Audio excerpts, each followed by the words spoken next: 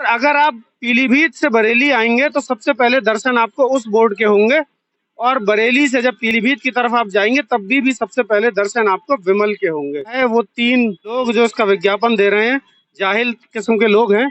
आप किसी भी शहर में जब एंट्री करेंगे तो बड़े अच्छे अच्छे संदेशों से आपका स्वागत किया जाता है। शहर की जहाँ भी स्टेशन बने होते हैं, चाहे रोडवेज हो, जंक्शन हो, वहां पर बड़े अच्छे अच्छे संदेशों के साथ स्वागत किया जाता है। लेकिन बरेली का सैटेलाइट एक ऐसा स्टेशन है जहां पर आपको तमाम तरीके के गुटखे, पान मसालों के विज्ञापनों से स्वागत किया जाता है। देखिए, हम कई बार इस तरीके की खबर को दिखा चुके हैं, लेकिन हमारे नगर निगम को सिवाय रेवेन्यू के और कुछ दिखाई नहीं देता है। ये इस तरीके के लोगों को ठेका दिया गया है। हमने कहा, एक सुझाव दिया नगर निगम को कि विज्ञापन देने के साथ जब आप ठेका किसी को देते हैं तो इस ठेके में ये बता दिया करें कि इस तरीके के विज्ञापन ना लगाएं। इस तरीके के विज्ञापनों से नगर निगम या फिर वो ठेकेदार क्या संदेश देना चाहते हैं, आप जरा सोचिएगा। इसमें साफ साफ लिखा होता है कि ये बच्चों के खाने की चीज नहीं है, और इसको लगाने वाले ये 3 जो मेरी समझ में अति मूर्ख लोग हैं जो इसका विज्ञापन करते हैं। इसका विज्ञापन कदापि किसी भी स्थिति में नहीं करना चाहिए, क्योंकि हम इनको अपना सेलिब्रिटी मान चुके हैं, आइडियल मान चुके हैं, इसलिए इनकी हर बात मान लेते हैं। ये जहां कहते हैं हम चले जाते हैं। एक अभी फिल्म लेके आए थे, एक इसमें हीरो ऐसे हैं जो एक फिल्म लेके आए थे, पृथ्वीराज चौहान, जरा दिखाइए इस तरफ। ये पृथ्वीराज चौहान फिल्म दिखाकर इन्होंने लोगों की सिंपैथी ली थी, सांत्वना ली थी, लोगों का मन लिया था और लोगों के दिलों में जगह बनाई।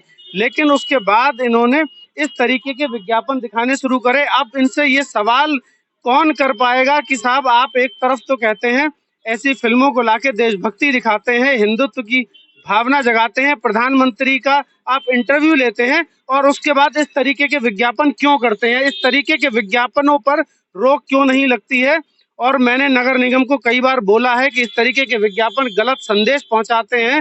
दूर दूर से लोग यहाँ आते हैं बस स्टैंड पे, सैटेलाइट पर, क्या उनकी नजरों में क्या संदेश जाता है?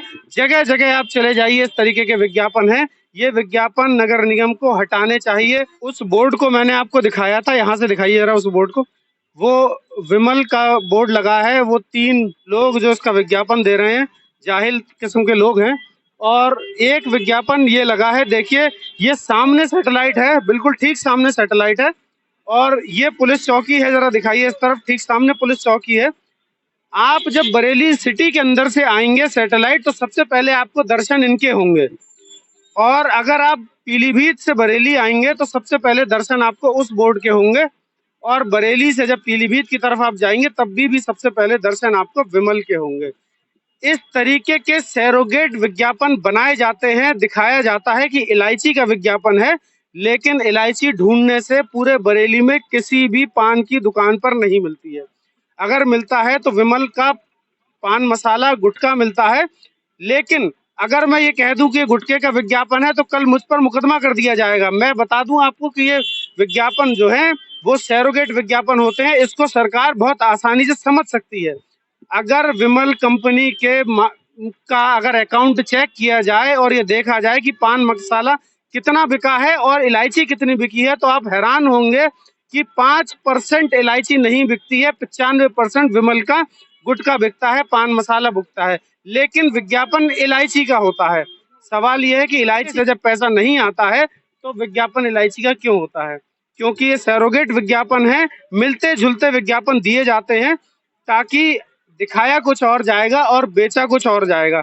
ये सब कुछ हमारे यहाँ नगर निगम की करतूत है जो नगर निगम करा रहा है। जब ठेके देता है तो ठेकों में इस बात को मेंशन करना चाहिए कि नशीले विज्ञापन, गुटखे के विज्ञापन हमारे शहर में नहीं होने चाहिए, लेकिन नगर निगम लगातार ये करता है। ये काम की बात मैं बाद में करूंगा जो नगर निगम कूड़ा पड़वा रहा है, इसकी चर्चा मैं अगली खबर में आपको करूंगा। बने रहिए मेरे साथ और देखते रहिए एक्सपोज टुडे। जय हिंद।